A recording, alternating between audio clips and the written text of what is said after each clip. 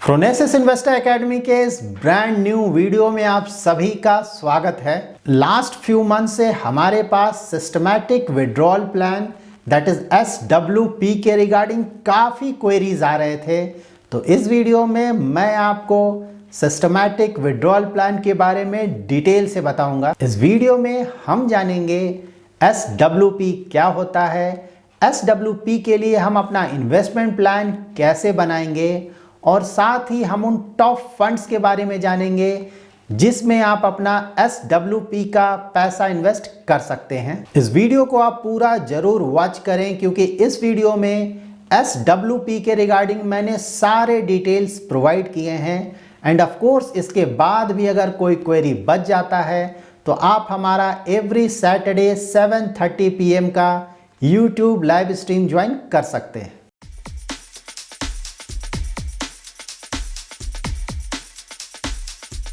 So now ये SWP that is systematic withdrawal plan क्या होता है।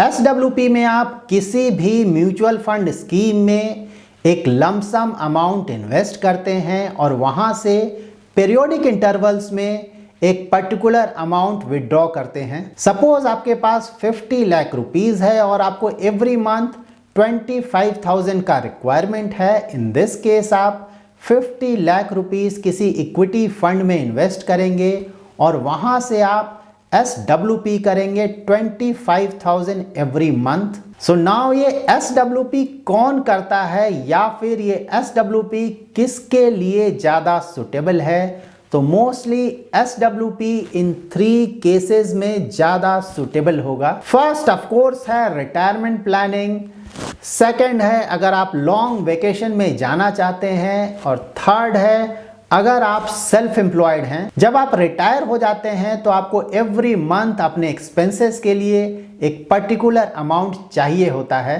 और अगर आप वेरी लॉन्ग वेकेशन पे जाते हैं और उस समय अगर आपको मंथली सैलरी नहीं मिलेगा तो उस समय भी आपको SWP करना होगा ताकि उससे आप अपने मंथली एक्सपेंसेस को कवर कर सकें। और अगर आप सेल्फ एम्प्लॉयड हैं और आपका मंथली इनकम काफ़ी फ्लक्चुएट करता है तो इन दिस केस ऑल्सो आपके लिए SWP का ऑप्शन काफ़ी अच्छा होगा। इन ऑल 3 केसेस आप एक बड़ा लमसम अमाउंट किसी इक्विटी फंड में इन्वेस्ट करेंगे और वहां से एवरी मंथ आप एक पर्टिकुलर अमाउंट विड्रॉ करेंगे। जब भी आप खुद के लिए SWP करने का डिसीजन लें तो उस समय आप इन 4 बातों का जरूर ध्यान में रखें। फर्स्ट है इन्वेस्टमेंट अमाउंट, आप अपने SWP के लिए कितना बड़ा लमसम अमाउंट इन्वेस्ट करना चाहते हैं। सेकंड है टाइम पीरियड, आप अपने SWP के लिए जो इन्वेस्टमेंट करेंगे वो किस टाइम पीरियड के लिए करेंगे। थर्ड है विड्रॉल अमाउंट, यहाँ पर आपको ये डिसाइड करना होगा कि आप एवरी मंथ कितना पैसा विड्रॉ करना चाहते हैं। एंड फोर्थ है आप विड्रॉल अमाउंट इमीडिएटली चाहते हैं या फिर आफ्टर फ्यू मंथ्स या फिर आफ्टर फ्यू इयर्स चाहते हैं। SWP आप किसी भी म्यूचुअल फंड स्कीम में स्टार्ट कर सकते हैं और साथ ही SWP आप weekly, monthly, quarterly, semi annually या फिर एनुअली भी ले सकते हैं। SWP के लिए अपना इन्वेस्टमेंट प्लान बनाते वक्त आपको इन 3 चीजों का जरूर ध्यान रखना चाहिए। फर्स्ट है विड्रॉल रेट। विड्रॉल रेट का मतलब ये हुआ कि आपने जो भी लमसम पैसा इन्वेस्ट किया है उससे एवरी ईयर आप कितना पैसा विड्रॉ करेंगे। SWP के लिए आप अपना विड्रॉल रेट अबाउट 5 to 6% ही रखें और 8% से ज़्यादा ये बिल्कुल भी नहीं रखें क्योंकि अगर आपने विड्रॉल रेट काफ़ी ज़्यादा रखा तो आपका प्रिंसिपल अमाउंट काफ़ी जल्दी खत्म हो जाएगा। सपोज आपका इन्वेस्टमेंट कॉर्पस 50 लाख का है और आप SWP 20 ईयर्स के लिए चलाना चाहते हैं और आपका रिटर्न एक्सपेक्टेशन है 9% का एनुअलाइज्ड रिटर्न। अगर आपका विड्रॉल रेट 6% का है तो 50 लाख रुपीस का 6% होगा 3 लाख रुपीस। दैट इज आप every year 3 lakh rupees withdraw करेंगे और अगर आप every year 3 lakh rupees withdraw कर रहे हैं उसका मतलब ये हुआ कि एवरी मंथ आप 25,000 रुपीस विड्रॉ करेंगे।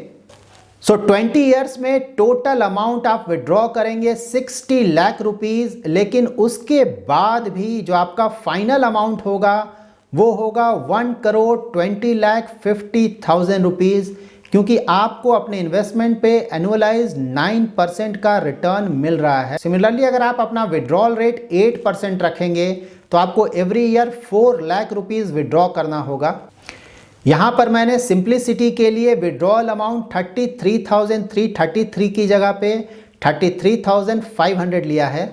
तो अगर आप एवरी मंथ 33,500 विड्रॉ करते हैं तो आपका total withdrawal amount in 20 years होगा 80,40,000 रुपीस, और 20 ईयर्स के बाद जो आपका फाइनल कॉर्पस होगा वो होगा अबाउट 66,20,000 रुपीस।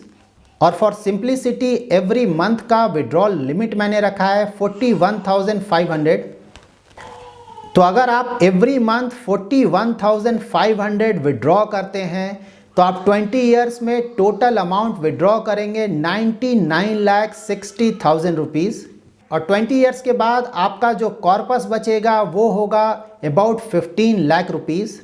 तो अगर आप अपना सिस्टमैटिक विड्रॉल प्लान काफ़ी लंबे समय तक चलाना चाहते हैं और किसी भी तरह का अनप्लेजेंट सरप्राइजेज नहीं चाहते हैं तो उसके लिए ज़रूरी होगा कि आप अपना विड्रॉल रेट अबाउट 6% के लगभग रखें। 6% का विड्रॉल अमाउंट इसलिए अच्छा माना जाता है क्योंकि यहाँ पर आपका प्रिंसिपल अमाउंट भी काफ़ी बढ़ जाता है, जो कि रिटायरमेंट डेज में हमारे लिए काफ़ी ज़्यादा हेल्पफुल हो सकता है। और साथ ही विड्रॉल लिमिट हम इसलिए भी कम रखते हैं क्योंकि हमें इन्फ्लेशन को नहीं भूलना चाहिए। अगर करेंटली आप 50,000 रुपीज़ में अपना एक्सपेंसेस चला लेते हैं तो 10 या 20 ईयर्स के बाद इस 50,000 का वैल्यू रिलेटिवली कम हो जाएगा, तो उस समय आपको मे बी 60 या 70,000 रुपीज़ चाहिए होंगे अपने मंथली एक्सपेंसेस के लिए। तो जैसे हमारा सैलरी एवरी ईयर बढ़ता है उसी तरह से आपको अपना withdrawal amount of SWP every few years बढ़ाते रहना होगा। और विड्रॉल अमाउंट बढ़ाने के लिए ये ज़रूरी है कि आपका जो इनिशियल इन्वेस्टमेंट अमाउंट है वो भी लगातार बढ़ता रहे। सो विड्रॉल लिमिट के साथ सेकेंड पॉइंट में आपको अपना विड्रॉल अमाउंट भी डिसाइड करना होगा कि आप एवरी फ्यू ईयर्स में आप अपना विड्रॉल अमाउंट रफली कितना बढ़ाएंगे। और थर्ड पॉइंट है इमरजेंसी फंड्स। आपके पास जो भी कॉर्पस है उस टोटल कॉर्पस का अबाउट 10% आप इमरजेंसी फंड्स में ज़रूर रखें और बाकी का बचा हिस्सा ही आप SWP के लिए इन्वेस्ट करें। इमरजेंसी फंड्स इसलिए ज़रूरी है ताकि इन केस ऑफ अर्जेंसी आप अपने SW के पैसे को टच नहीं करें। SWP स्टार्ट करने से पहले आप ये जरूर इंश्योर करें कि आपके पास एक अच्छा हेल्थ प्लान जरूर हो, क्योंकि अगर आपके पास हेल्थ प्लान नहीं है और ओल्ड एज में कोई मेजर प्रॉब्लम होता है तो आपका ज़्यादातर पैसा उस बीमारी में शायद खर्च हो जाएगा। सो नाउ अब हम जानेंगे कि SWP के लिए हम अपना इन्वेस्टमेंट प्लान कैसे बनाएं। SWP के लिए investment plan person to person vary करेगा, क्योंकि person to person investment amount या इन्वेस्टमेंट होराइजन, रिस्क एपेटाइट या फिर विड्रॉल अमाउंट अलग होगा। सो यहाँ पर SWP के लिए मैं जो भी इन्वेस्टमेंट प्लान शो करूँगा उसके हेल्प से आप खुद के लिए एक अच्छा इन्वेस्टमेंट प्लान जरूर बना पाएंगे। SWP के लिए इन्वेस्टमेंट प्लान बनाते वक्त आप ये जरूर ध्यान में रखें कि शॉर्ट टर्म में आप ज़्यादा रिस्क नहीं लेंगे ताकि आपका प्रिंसिपल अमाउंट बचा रहे। यहाँ पर मैं जो इन्वेस्टमेंट प्लान शो करूँगा उसके लिए मैंने इन्वेस्टमेंट अमाउंट रखा है 50 लाख रुपीस का, इन्वेस्टमेंट होराइजन रखा है 20 ईयर्स का और एक्सपेक्टेड रेट ऑफ रिटर्न रखा है 9% का। इस इन्वेस्टमेंट प्लान को मैंने 3 मेजर पार्ट्स में डिवाइड किया है। फर्स्ट ईयर में हम अपना पैसा सिर्फ प्योर डेट फंड में इन्वेस्ट करेंगे। First year to 5th year में हम अपना पैसा हाइब्रिड फंड्स में इन्वेस्ट करेंगे एंड 5th ईयर ऑनवर्ड्स हम अपना पैसा प्योर इक्विटी फंड में इन्वेस्ट करेंगे। So out of this 50 lakh rupee corpus हम 1,50,000 रुपीज़ इन्वेस्ट करेंगे लिक्विड फंड में, 1,50,000 इन्वेस्ट करेंगे ultra short term debt fund में, 6 लाख रुपीस इन्वेस्ट करेंगे कंजर्वेटिव हाइब्रिड फंड में, 6 लाख रुपीस इन्वेस्ट करेंगे बैलेंस्ड एडवांटेज फंड में and remaining 35 lakh rupees invest करेंगे लार्ज कैप इंडेक्स फंड में। फर्स्ट 6 मंथ्स के लिए हम लिक्विड फंड से SWP स्टार्ट करेंगे। सो लिक्विड फंड के 1,50,000 के कॉर्पस से हमें एवरी मंथ 25,000 रुपीज मिल जाएगा। नेक्स्ट 6 मंथ्स के लिए हम SWP स्टार्ट करेंगे ultra short term debt fund से and 1 year to 3 year that is 2 years के लिए हम SWP स्टार्ट करेंगे कंजर्वेटिव हाइब्रिड फंड से और 3 ईयर से 5 ईयर के पीरियड के लिए हम SWP करेंगे बैलेंस्ड एडवांटेज फंड से और 5 ईयर्स के बाद का SWP हमारा चलेगा लार्ज कैप इंडेक्स फंड से। सो लिक्विड फंड्स को हम सिर्फ फर्स्ट 6 मंथ्स के लिए ही रन करेंगे। दैट इज लिक्विड फंड्स में जो भी पैसा 1,50,000 से ज़्यादा आएगा उस पैसे को हम ultra short term debt fund में ट्रांसफ़र कर देंगे। सिमिलरली 1 ईयर के बाद जो भी एक्स्ट्रा पैसा हमारे पास बचेगा ultra short term debt fund में, उस पैसे को हम ट्रांसफ़र करेंगे या इन्वेस्ट करेंगे कंजर्वेटिव हाइब्रिड फंड में और 3 इयर्स के बाद जो भी पैसा कंजर्वेटिव हाइब्रिड फंड में बचेगा उस पैसे को हम इन्वेस्ट करेंगे बैलेंस्ड एडवांटेज फंड में एंड 5 इयर्स के बाद जो भी पैसा हमारे पास बैलेंस्ड एडवांटेज फंड में बचेगा उस पैसे को हम इन्वेस्ट करेंगे लार्ज कैप इंडेक्स फंड में। अब जब भी कोई भी इन्वेस्टमेंट प्लान बनाए SWP के लिए तो इन 2 बातों का भी ज़रूर ध्यान में रखें। फर्स्ट है टैक्सेशन। आप जब भी कोई भी विड्रॉल अमाउंट करते हैं SWP से तो वो रिडेम्पशन की तरह ट्रीट किया जाता है। दैट इज़ जब भी आप एवरी मंथ पैसा विड्रॉ करेंगे तो वो जो भी पैसा निकलेगा उस पर टैक्सेशन एप्लीकेबल होगा। और सेकंड है एग्जिट लोड। तो जैसा कि मैंने ऑलरेडी बताया कि आप जब भी पैसा निकालते हैं तो वो रिडेम्पशन होता है, सो एग्जिट लोड भी एप्लीकेबल होगा। तो आप अपना इन्वेस्टमेंट प्लान इस तरह से बनाएं ताकि जिन भी फंड से आप अपना पैसा निकालें वहां किसी भी तरह का कोई एग्जिट लोड एप्लीकेबल नहीं हो। यहां पर एक और इम्पॉर्टेंट पॉइंट ये है कि मैंने ये जो इन्वेस्टमेंट प्लान बनाया है 50 लाख का, तो यहां पर मैं ये एज्यूम कर रहा हूं कि आपके पास अबाउट 55 लाख जरूर हो, क्योंकि आउट ऑफ दिस 55 लाख आप first 5 lakh funds emergency fund में इन्वेस्ट करेंगे ताकि इन केस ऑफ अर्जेंसी आप अपना SWP का पैसा टच ना करें। नाउ हम कुछ टॉप फंड्स के बारे में जानेंगे जिसमें आप अपना SWP का पैसा इन्वेस्ट कर सकते हैं। लिक्विड फंड्स में मैंने 3 फंड सेलेक्ट किया है, ICICI pro liquid fund, Mirae asset cash management fund and Nippon India liquid fund. Ultra short term funds में मैंने सेलेक्ट किया है ICICI pro ultra short term, Aditya Birla sun life savings fund and HDFC ultra short term. Short term funds में मैंने select किया है HDFC short term debt fund, ICICI pro short term fund and Kotak bond short term fund. यहाँ पर मैंने कुछ short term funds के बारे में भी इसलिए बताया है कि अगर आप एक कंजर्वेटिव इन्वेस्टर हैं एंड प्योर इक्विटी फंड्स में आप अपना इन्वेस्टमेंट नहीं करना चाहते हैं, इन दैट केस आप अपना बड़ा कॉर्पस शॉर्ट टर्म फंड्स में भी इन्वेस्ट कर सकते हैं। कंजर्वेटिव हाइब्रिड फंड्स में मैंने सेलेक्ट किया है Canara Robeco conservative hybrid fund, ICICI pro regular savings fund and Kotak debt hybrid fund.